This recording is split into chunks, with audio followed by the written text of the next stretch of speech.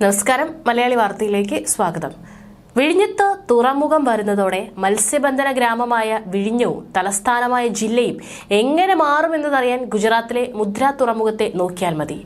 1000-ൽ താഴെ ആളുകൾ താമസിച്ചിരുന്ന കണ്ടൽക്കാടുകൾ നിറഞ്ഞ മുദ്ര ഇന്ന് വമ്പനൊരു മുനിസിപ്പാലിറ്റിയാണ്. 1/4 നൂറ്റാണ്ട് തികയുന്ന മുദ്ര തുറമുഖം രാജ്യത്തിന്റെ വികസനത്തിന് ആണിക്കല്ലായി മാറി. പ്രതിവർഷം 32,000 കോടി രൂപയുടെ നികുതി വരുമാനം, റോഡ്, റെയിൽ, എയർ സൗകര്യങ്ങൾ, 50ഓളം വൻകിട വ്യവസായശാലകൾ, 1.5 ലക്ഷത്തിലേറെ പേർക്ക് തൊഴിൽ.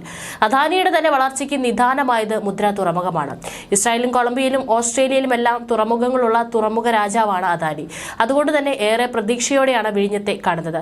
മെയ് മാസത്തിൽ വിഴിഞ്ഞം ഇന്റർനാഷണൽ സീപോർട്ട് തിരുവനന്തപുരത്ത് പ്രവർത്തനക്ഷമമാവും. രാജ്യത്തെ 12 മേജർ തുറമുഖങ്ങളിൽ ഏക സ്വകാര്യ തുറമുഖമായ മുദ്രയാണ് സമുദ്ര ചരക്ക് കടത്തിന്റെ 33% വഹിക്കുന്നത്.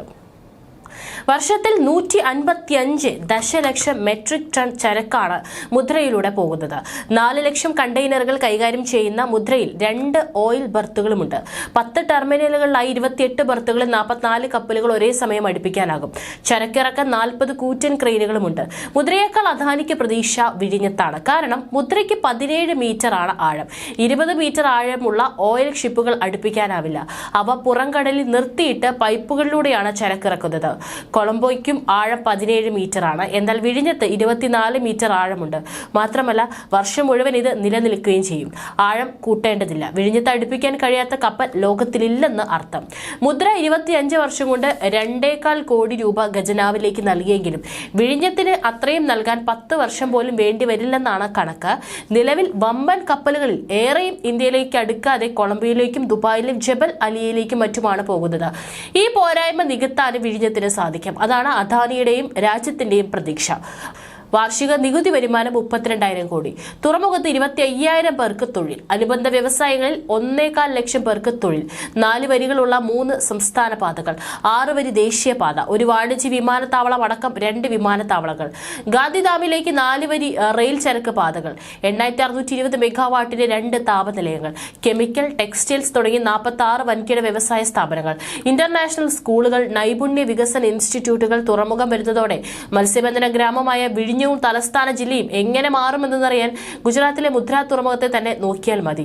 ഇപ്പോൾ അവിടുത്തെ സ്ഥിതിവിശേഷങ്ങളെല്ലാം തന്നെ മൊത്തത്തിൽ മാറി മറിഞ്ഞിരിക്കുകയാണ്. കണ്ടൽക്കാടുകൾ നിറഞ്ഞ ഒരു സ്ഥലമാണ് ഇന്ന് വമ്പൻ ഒരു മുനിസിപ്പാലിറ്റിയായി മാറിയിരിക്കുന്നത്. 1/4 നൂറ്റാണ്ട് തികയുന്ന മുദ്ര തുറമുഖം ഗുജറാത്തിന്റെ വികസനത്തിന്റെ ആണിക്കല്ലായി മാറിയിരിക്കുകയാണ്. ഏകദേശം വലിയ രീതിയിൽ തന്നെ കോടിക്കണക്കിന് രൂപയാണ് സർക്കാരിന്റെ ലാഭമുണ്ടാക്കുന്നത്. ഒരുപാട് വ്യത്യസ്തതകളുണ്ട് മുദ്രയും അതുപോലെ തന്നെ വിഴിഞ്ഞത്തെ തുറമുഖവും മറ്റും നോക്കുമ്പോൾ. മുദ്രയ്ക്ക് അവിടെ 17 മീറ്ററാണ് ആഴം. എന്നാൽ 20 മീറ്റർ ആഴമുള്ള ഓയിൽ ഷിപ്പുകൾ അവിടെ അടുപ്പിക്കാനാവില്ല. അതുകൊണ്ട് തന്നെ പുറംകടലിൽ നിർത്തിയിട്ട് പൈപ്പുകളിലൂടെയാണ് ചരക്കിറക്കുന്നത്. കൊളംബോയ്ക്ക് ആഴം 17 മീറ്ററാണ്. എന്നാൽ വിഴിഞ്ഞത്തെ ഏറ്റവും വലിയ പ്രത്യേകത എന്ന് പറയുന്നത് ഇത് തന്നെയാണ്. കാരണം അവിടെ 24 മീറ്റർ ആഴമുണ്ട്. അതുകൊണ്ട് തന്നെ അത് വർഷം മുഴുവൻ അവിടെ നിലനിൽക്കും. ആഴം കൃത്രിമമായി കൂട്ടേണ്ടതുമില്ല. അത് തന്നെയാണ് വലിയ രീതിയിൽ വിഴിഞ്ഞത്തെ മറ്റുള്ള തുറമുഖങ്ങളിൽ നിന്ന് വ്യത്യസ്തമാക്കുന്നത്. അതുകൊണ്ട് വമ്പൻ കപ്പലുകളിലേറെയും ഇനി വിഴിഞ്ഞത്തേക്ക് എത്തും എന്ന് അത് തന്നെയാണ് അദാനിയുടെയും ഏറെ വലിയ രീതിയിലുള്ള പ്രതീക്ഷ. മറ്റുള്ള തുറമുഖങ്ങളിലുള്ള പോരായ്മകൾ ഇതുവഴി നികത്താനാവും. വിഴിഞ്ഞത്തിന് അതുവഴി സാധിക്കും. അതാണ് അദാനിയുടെയും രാജ്യത്തിന്റെയും പ്രതീക്ഷ. അതുവഴി ആ സംസ്ഥാനത്തിന് വലിയ രീതിയിലുള്ള ലാഭമാണ് ഇനി ഉണ്ടാകാൻ പോകുന്നതും.